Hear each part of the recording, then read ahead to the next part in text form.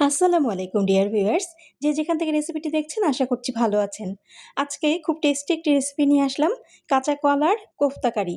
কাঁচা কলার এই কোফতা কারিটা খেতে ভীষণ মজা লাগে, গরম, গরম ভাতের সাথে কিংবা পোলাওয়ের সাথে খুব ভালো লাগে।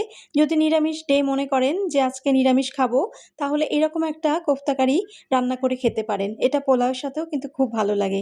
১ম এ কলা নিয়ে নিচ্ছি, ৪ টা কলা আর ২ টা মাঝারি সাইজের আলু। খুব ভালো করে সিদ্ধ করে হাত দিয়ে মেখে ভর্তার মতো করে ফেললাম। এরপরে এই তো ৪ চামচ পেঁয়াজ কুচি নিয়ে নিয়েছি বেরেস্তা করে। নিয়ে নিচ্ছি সামান্য পরিমাণ সরিষার তেল, ১/২ চামচ লবণ আর যেকোনো ব্র্যান্ডের কাবাবের মসলা। এগুলো এই যে পেস্ট করা আলু আর এই কাঁচা কলার সিদ্ধের সাথে খুব ভালো করে মাখিয়ে ছোট, ছোট করে আমি কোফতার আকারে বল করে নিচ্ছি। এই ছোট, ছোট করে কোফতার আকারে বল করে নিলে এগুলো দেখতেও ভালো লাগে। এগুলো আমি এখন সবকিছু একসাথে মেখে নিয়ে কোফতার আকারে বল করে নিয়ে এগুলো এখন আমি ডুবো তেলে ভেজে নিচ্ছি।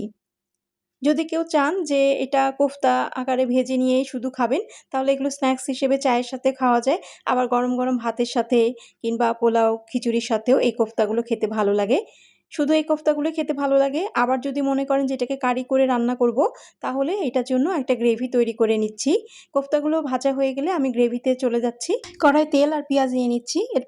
এরপরে নিয়ে নিচ্ছি ছোট এলাচ আর দারচিনি ২-৩ টুকরা দারচিনি আর ৪-৫ টা ছোট এলাচ। দিয়ে দিচ্ছি আদা বাটা, রসুন বাটা ১ চামচ করে। দিয়ে দিচ্ছি টমেটো কুচি। টমেটোটা আমার ডিপ ফ্রিজে রাখা ছিল, তাই জন্য একটু পানি দিয়ে ভিজিয়ে রেখেছিলাম। দিয়ে দিচ্ছি হলুদ গুঁড়ো, মরিচ গুঁড়ো আর লবণ।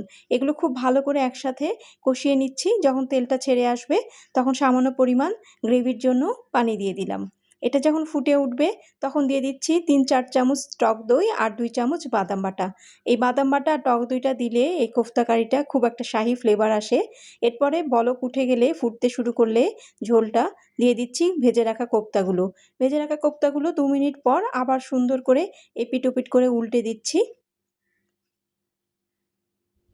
উল্টানো হয়ে গেলে ২ মিনিট আবার রেখে দিয়ে দমে বসিয়ে রাখবো ৫ মিনিটের জন্য। একটু সামান্য চিনি দিয়ে দিচ্ছি, যেহেতু টক দই দিয়েছি, চিনিটা দিলে টেস্টটা ভালো আসে। ৫ মিনিট অল্প আঁচে বসিয়ে রাখলাম। এরপর নামিয়ে নিচ্ছি। দেখেন দেখতে কত সুন্দর হয়েছে। এটা খেতেও ভীষণ টেস্ট হয়। আশা করছি আজকের এই রেসিপিটা আপনাদের ভালো লাগলো। আমি একটা তুলে দেখাচ্ছি। দেখেন ভিতরটা কীরকম সফট নরম হয়েছে। এটা খেতেও ভীষণ টেস্ট হয়। আশা করছি আজকের এই রেসিপিটা আপনাদের ভালো লাগলো। আসবো সামনে নতুন কোনো রেসিপি নিয়ে। সবাই ভালো থাকবেন। আর লেজি শেফস এর রান্নাগুলো ভালো লাগলে ফলো করবেন। আজকে এই পর্যন্তই। আল্লাহ হাফেজ।